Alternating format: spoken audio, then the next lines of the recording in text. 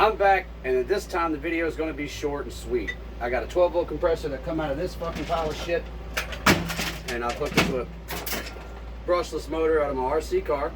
I've capped the lines, put a temp sensor and a pressure gauge on it, and I'm going to see how many RPMs I can get this compressor up to before it hopefully explodes for video content. Yeah.